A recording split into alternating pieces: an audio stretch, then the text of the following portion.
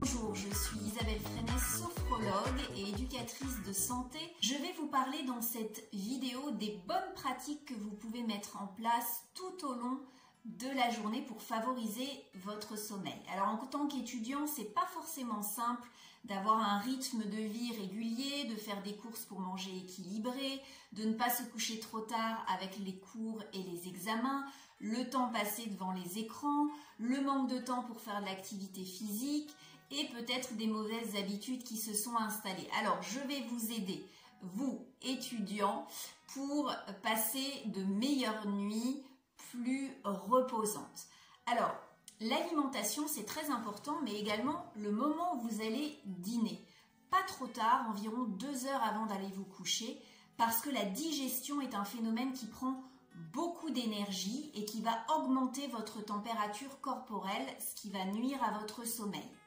Ensuite, que pouvez-vous mettre dans votre assiette? Surtout pas des sucres rapides qui vont vraiment exciter votre organisme, lui donner un signal d'éveil. Au contraire, les sucres lents comme le pain, les pâtes, les pommes de terre, le riz vont permettre de produire ce qu'on appelle un neurotransmetteur dans le cerveau qui est la sérotonine, qui est très importante parce qu'elle-même va produire de la mélatonine, qui est l'hormone du sommeil. Alors, le sucre ne va pas suffire parce qu'il y a besoin également d'un acide aminé qui s'appelle le tryptophane pour produire cette sérotonine et sécréter cette mélatonine. Alors, qu'est-ce que c'est que ce tryptophane? On le trouve dans les lentilles, les bananes, les œufs, tous les oléagineux, les amandes, les noisettes, les noix et également la viande et le poisson. Donc très important de mettre tout ça au menu. L'Institut national du sommeil et de la vigilance a montré qu'une alimentation adaptée le soir allait favoriser l'endormissement, augmenter la durée du sommeil, avoir une bonne énergie tout au long de la journée et surtout éviter les réveils nocturnes. Autre bonne pratique, vous n'avez peut-être pas toujours le temps, c'est faire au moins 30 minutes d'activité physique par jour, un footing, une marche dans l'après-midi ou en fin de soirée, pas trop tard, parce que vous allez produire des hormones comme la dopamine, l'adrénaline qui vont exciter votre organisme.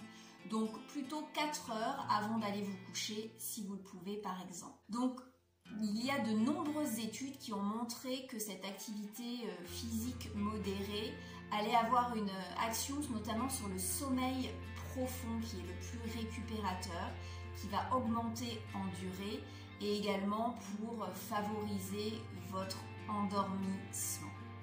Alors évidemment, vous l'aurez compris, à contrario, il y a de mauvaises pratiques vraiment qui ne vous servent pas et qui vont vous fatiguer.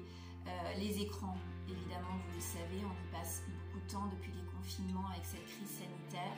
Si vous pouvez vous mettre en mode avion, vraiment au moins 2 heures avant d'aller vous coucher, ou mettre un filtre même pour éviter la diffusion de la lumière bleue parce que c'est elle qui freine la production de cette mélatonine et qui peut vraiment endommager votre sommeil. Ensuite, le cannabis. Alors les consommateurs réguliers le prennent comme un somnifère. Il y a vraiment cet état planant qui favorise l'endormissement et qui donne l'impression qu'on se sent partir et que c'est une solution pour dormir. Alors là, attention, parce que c'est une drogue qui altère les cycles du sommeil, qui altère la qualité du sommeil. Attention au réveil très difficile. Si vous êtes dans ce cas-là, n'hésitez pas à consulter un professionnel de santé.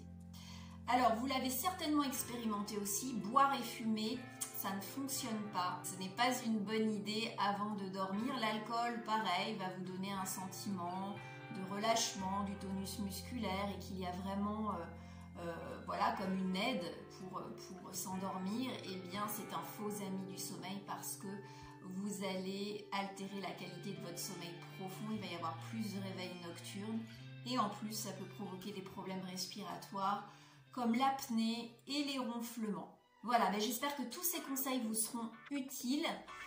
Bon courage pour mettre en place ces bonnes pratiques et restez en forme.